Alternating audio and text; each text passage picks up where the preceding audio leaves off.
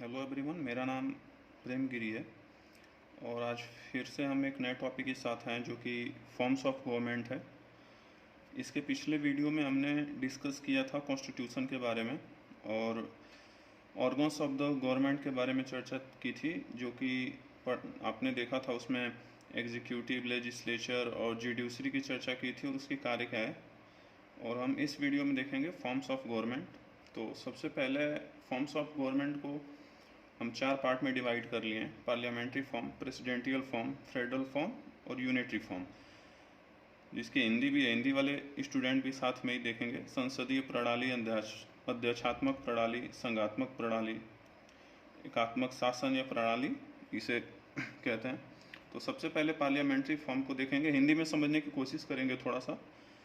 इसको हम ऐसे कह सकते हैं कि जब किसी देश का राष्ट्रीय अध्यक्ष वहाँ का केवल नाम मात्र का मुखिया हो और शासन की जो वास्तविक शक्तियाँ हैं वो किसी और बॉडी में या किसी और में निहित होती है, दूसरे में, तो उस देश में पार्लियामेंट्री फॉर्म कहा जाता है। जैसे कि यहाँ पे भी देख पा रहे होंगे, executive work according to the legislature. इसका अर्थ है कि कार्यपालिका जो है वो व्यवस्थापिका के अंतर्गत कार्य करती है, उसके अनुसार कार्य करती है एग्जीक्यूटिव पार्लियामेंट्री फॉर्म में।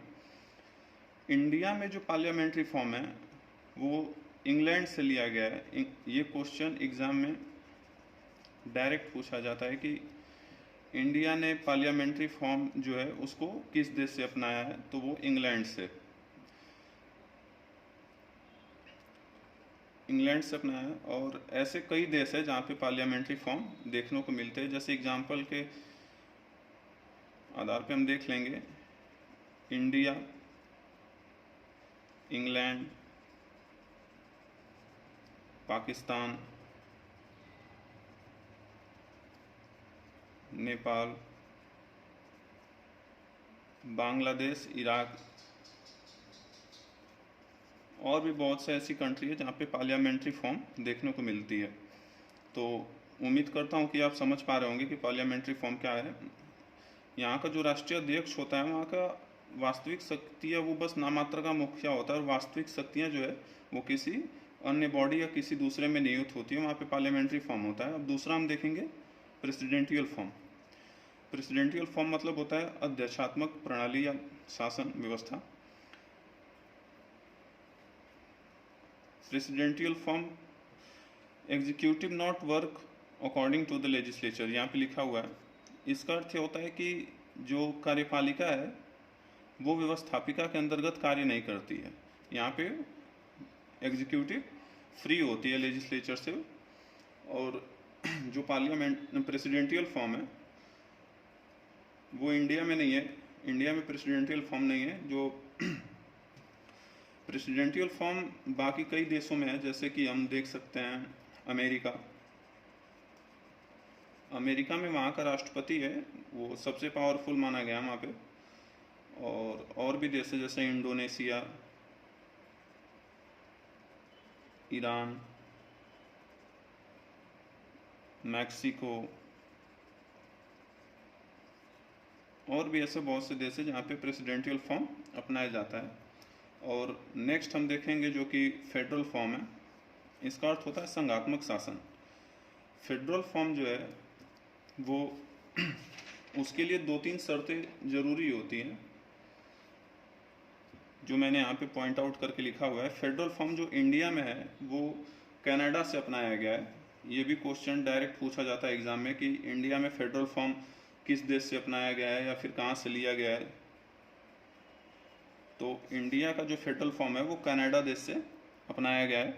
और इसके लिए 2-3 पॉइंट्स इंपॉर्टेंट होता है जिससे हम जान सकते हैं कि फेडरल फॉर्म किस कंट्री में होगा। जैसे कि 1 और मोर लेवल ऑफ गवर्नमेंट, एक से अधिक स्तर की सरकार होती है जिस देश में, जैसे वहाँ पे रिटन कॉन्स्टिट्यूशन होगा जहाँ पे लिखित संविधान हो और सेपरेशन ऑफ पावर हो, शक्तियों का पृथककरण हो या विभाजन हो, वहाँ पे फेडरल फॉर्म देखने को मिलता है उस देश में। एग्जाम्पल के तौर पे हम देख लेते हैं और भी ऐसे बहुत से देश हैं, जैसे कि इंडिया को ले लेते हैं, कनाडा को लेते हैं, ब्राज़ील हो गया, स्विट्ज़रलैंड, ऑस्ट्रेलिया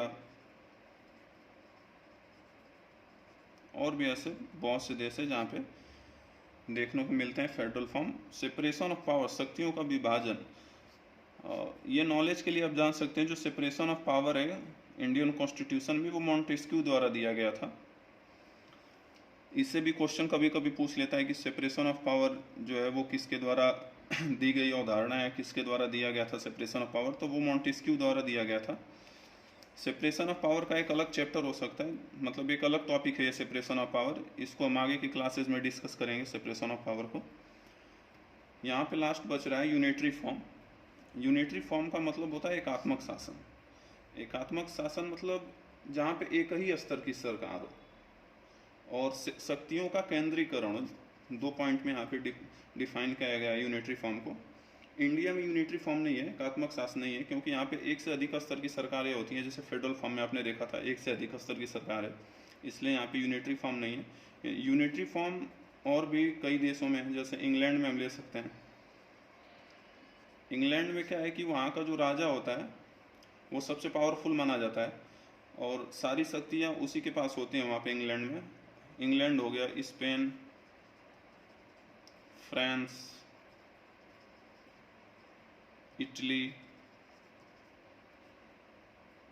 फिनलैंड और विदेशों में यूनिटरी फॉर्म देखने को मिलता है। तो हम सबसे पहले समझ लेते हैं यहाँ पे कि यूनिटरी फॉर्म है क्या। मैं जैसा कि बता रहा हूँ, वन लेवल ऑफ गवर्नमेंट, एक ही स्तर की सरकार होती है, वहाँ पे एक से अधिक स्तर की सरकारें नहीं देखने को मिलती है। And all the power are centralised, शक्तियों का केंद्रीकरण होता है या फिर प्रशासन व्यवस्था जो होती है किसी एक ही बॉडी के अंदर होती है, या फिर सेंट्रल के पास कह सकते हैं। जो पावर होती है प्रशासन की वो सेंटर के पास होगी, या फिर किसी एक ही बॉडी में इंक्लूड होती है, मतलब कि शक्तियों का केंद्रीकरण होता है। तो उसको हम unitary form of the government के नाम से जानते हैं। Unitary form of the government example दिया इतने देशों में है, England, Spain, France, Italy, Finland, इतने देशों में पाई जाती है। और भी कई देश है जहाँ पे यूनिटरी फॉर्म पाई जाती है। तो आज के लिए बस इतना ही, बाकी की चीज़ें हम आगे क्लास में डिस्कस करते रहेंगे। ये मेरा पार्ट 2 का वीडियो था जिसमें हम फॉर्म ऑफ द गवर्नमेंट को डिस्कस किए हैं, और इसके पहले वीडियो में हमने ऑर्गन्स ऑफ द गवर्नमेंट और कॉन्स्टिट्यूशन के बारे में डिस्कस किया था। हम आगे की क्लास में डिवीज़न ऑफ पावर पढ़ेंगे, शक्तियों का विभाजन, कैसे कौन सी शक्तियाँ, कानून बनाने की जो शक्तियाँ हैं राज्य के पास है, जो केंद्र के पास है, उसके बारे में डिस्कस करेंगे। और आगे की क्लासेस में हम जब कॉन्स्टिट्यूशन को पढ़ना शुरू करेंगे तो सारे क्वेश्चन को देखते हुए चलेंगे, जो भी पॉइंट ऑफ व्यू से एग्ज़ाम के इम्पोर्टेंट होगा उसको हम देखते हुए चलेंगे।